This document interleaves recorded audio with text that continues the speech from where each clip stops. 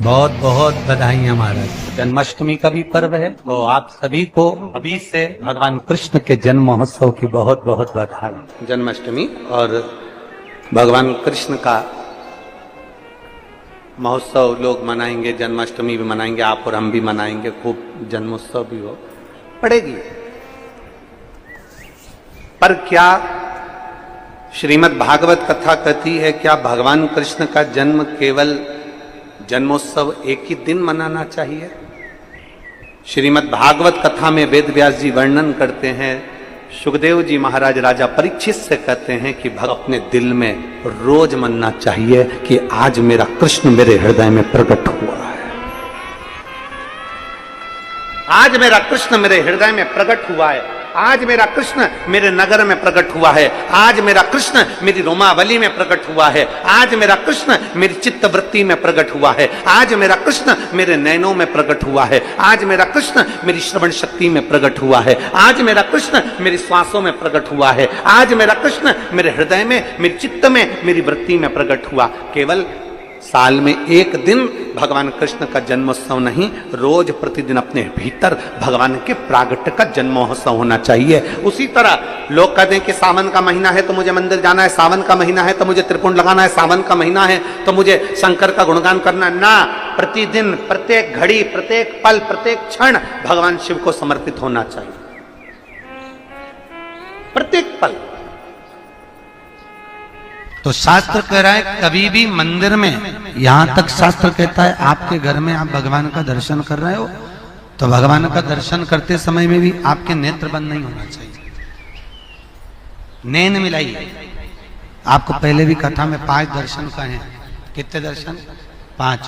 पहला दर्शन है भगवान के चरण का, दूसरा दर्शन है भगवान की नाभि का, तीसरा दर्शन है भगवान के वक्षस्थल का, चौथा दर्शन है भगवान की शिखा का, और 5वां दर्शन है भगवान के नयन का। ये 5 दर्शन है। इन 5 दर्शन में सबसे पहला दर्शन है भगवान के, जम के बोलिए, चरण का।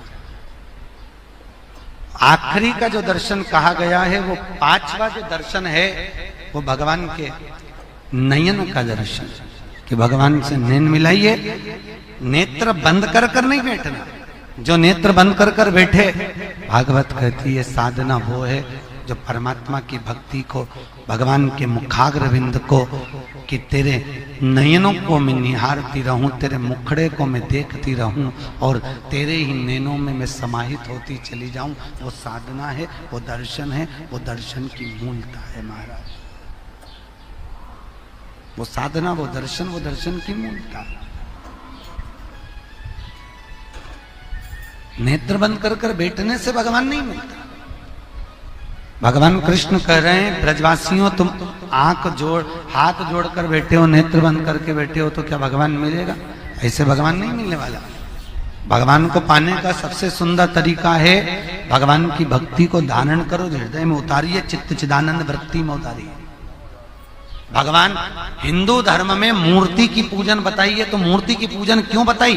कि सामने मूर्ति होगी, तुम उससे नैन मिलाते रहोगे, परमात्मा तुम्हारे भीतर जाता रहेगा और तुम परमात्मा के भीतर जाते रहोगे। मूर्ति की पूजन इसलिए हिंदू धर्म में प्रथमता में वर्णित करी गई है महाराज।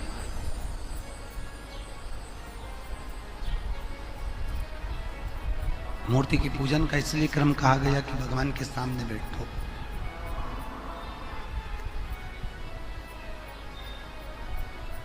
वो गीत गाते हैं ना, आ बैठ मेरे पास तुझे देखता रहूं, ना मैं कुछ कहूं ना तू कुछ कह। भगवान के मंदिर में कहा नहीं जाता, भगवान के मंदिर में पहुंचकर भगवान की मूरत के सामने खड़े रहकर, भगवान की मूरत के सामने बैठकर भगवान को देखा जाता है। भगवान आपको देखे और आप भगवान को देखें, बस यही निर्मल भक्ति का प्रतिबिंब बिंदु है। शास्त्र कहता है अरबों खरबों राधा जी की सुंदरता को इकट्ठा करो और उसकी सुंदरता का चूरा बना के पुतला बना दो। इतना कृष्ण मेरा सुंदर था, इतना सुंदर मेरा ठाकुर था, इतना सुंदर, जो देखता स्तुप्त हो जाता।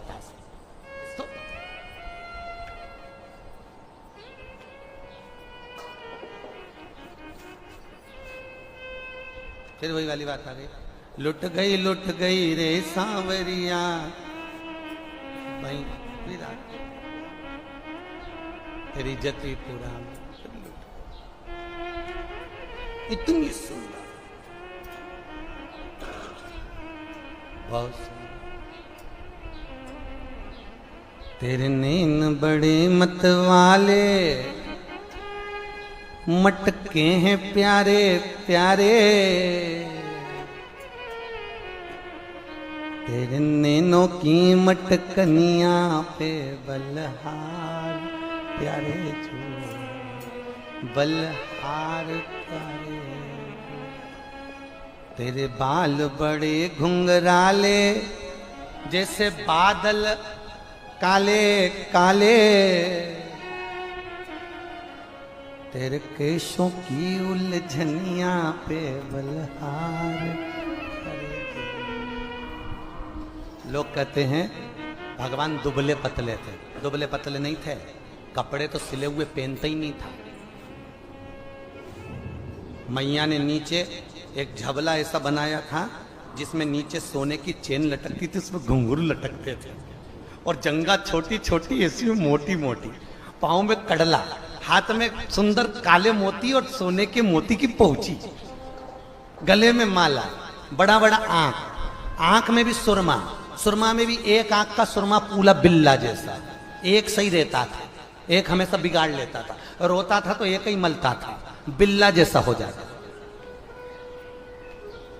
चुटैया, चुटैया में मोती लटक रहा है, मोती को पकड़ के मुंह में ले लिया, और किसी ने कहा कन्हैया भाग, और ऐसा ठुम ठुम ठुम ठुम भागे जहां लुढ़क जाए तो कहीं गाय अपने बछड़े को दूध पिला रही हो, वहीं जाके छुप जाए, और गाय के बछड़े को चिमटी खोड़ के भगा दे, और खुद थन को मुंह में लेके चूसता रहे, और इसका भाई इसको ढूंढता रहे गया का, मालूम पड़े गैया के नीचे सोरिया, दो ने हाथ पकड़े, दो ने पांव पकड़े, टामाटोली कारी, आलकी की पालकी, जय कन्हैया लाल की। ब्रह्मा जी मन में सोच रहे ये देवता ओंधा लटका है, शुद्धता नहीं।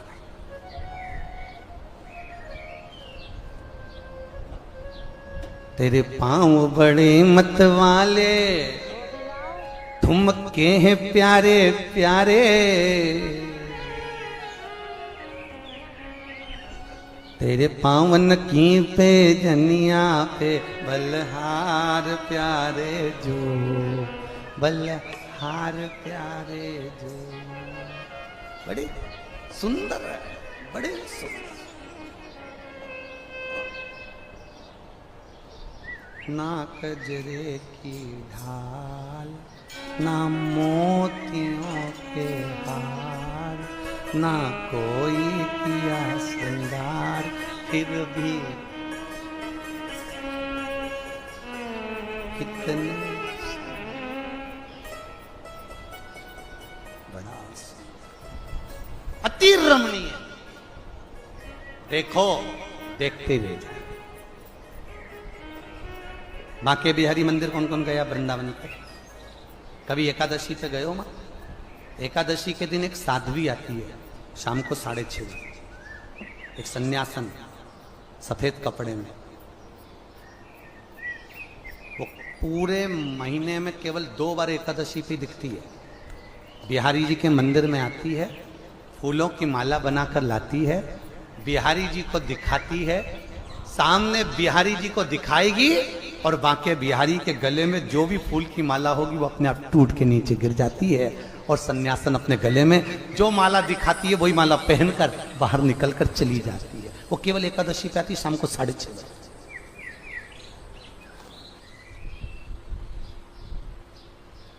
अब क्यों टूट रही माला? क्योंकि भगवान को जो सन्यासन निहार रही है तो भगवान को देखकर कुछ तो टोना मार कर जा रही है। अरे कौन सी न मार गौरी टोना, मेरो मचले शाम सलोना, दूध न पीवे काना दैया न खावे, नित नित मचले शाम सलोना, कौन सी न मार दौरी।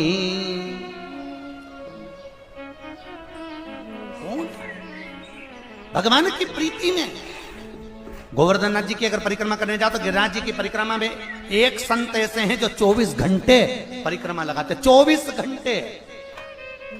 ना सोच निवृत्ति के लिए जाते हैं, ना वॉशरूम जाते हैं, 24 घंटे परिक्रमा चल रही है, एक क्षण के लिए भी नहीं रुकते। परंतु लोग परिक्रमा करने कहां जाते हैं? लोग तो बस कोलू के बेल की तरह घूम के आ जाते। कभी हमारा निवेदन है, कभी परिक्रमा करने जाओ तो एक एक शिला का दर्शन करके आओ, एक एक शिला का दर्शन। गिरिराज बाबा की एक एक शिला पर जाइए, संतों से मिलकर आइए। जो संत गोवर्धन नाथ जी की कंदराओं में पड़े रहते, निकलते परिक्रमा करते फिर अंदर चले।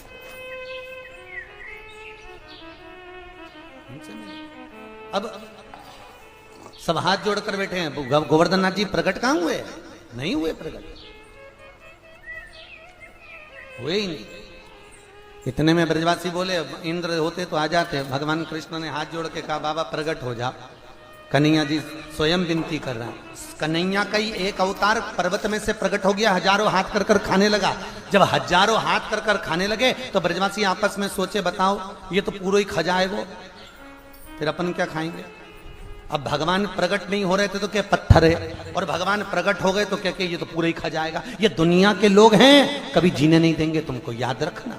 कह रहे हैं ये तो पूरा ही खा जाएगा। अब ब्रजवासी बोले पूरा खा जाएगा, तो भगवान कृष्ण बोले ठाकुर जी थोड़ा छोड़ दो। गोवर्धन नाथ जी ने हाथ को रोक लिया। जब हाथ को रोका, रोकने के बाद में जब भगवान रुके तो भगवान ने कहा आज के बाद में किसी के सामने जीमने नहीं आऊंगा। भगवान चले। सारे ब्रजवासियों ने परिक्रमा करी, परिक्रमा कर कर चले। जैसे ही परिक्रमा कर कर चले, गोवर्धन नाथ जी की परिक्रमा का सुख पाया। एक एक शिला।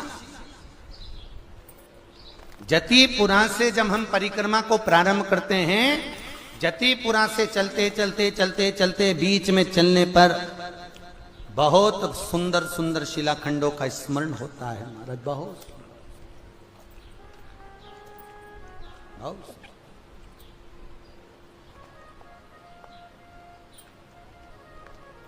और आपका जो भाव है वो गोवर्धन नाथ जी के प्रति समर्पित कर कर परिक्रमा जब भी करो, बड़ी अलमस्ती में धीरे धीरे गिरिराज जी का स्मरण करते करते।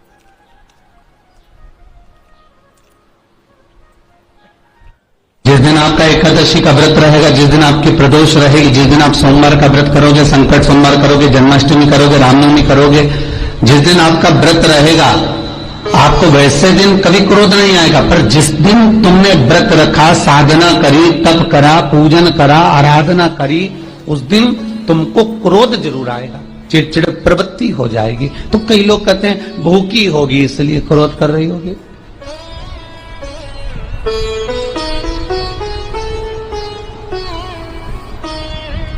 कई लोग कहते हैं कि भूख लग रही होगी इसलिए चिड़चिड़ प्रवृत्ति हो गई होगी। नहीं नहीं भाई, भूख से उसका कोई ताल्लुक नहीं है, क्योंकि रोज कोई जरूरी है कि वो इतना खाती हो कि नहीं खाती हो। कभी कभी तो दिन भर भूखी रह जाए तो भी क्रोध नहीं है। उसका कारण केवल इतना सा है कि उसका जो भजन का तेज पुंज है, उसके भजन का जो तप साधना है, वो इतनी प्रबल हो जाती है कि देवताओं को, इंद्र को बोलना पड़ता है कि इंद्र इसने 16 सोमवार कर लिए, इंद्र इसने मंगलवार कर लिए, इंद्र इसने ये व्रत पूरे कर लिए, और अगर इसके व्रत ये पूरे हो जाएंगे तो वर देने के लिए जाना पड़ेगा।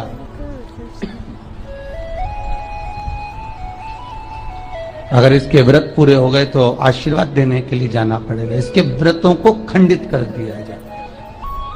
तो व्रत को खंडित करने का सबसे सुंदर तरीका देवताओं के पास है कि जिस दिन व्रत हो, 2-3 व्रत अच्छे निकलते हैं और एक व्रत में इतना क्रोध आ जाता है कि सारा करा धरा पानी फिर जाता है। देवता क्रोध दिलाते हैं। फिर क्या करना? तो शास्त्र कहता है कि जिस दिन आपका व्रत है उस दिन एक काम जरूर करना कि भगवान का मंत्र जाप कर कर, भगवान का स्मरण कर कर, कटोरी में जल लेकर, पात्र में जो जल रखा हो, पूजन पाठ करते समय, स्मरण करते समय वो जल का पान अवश्य करें।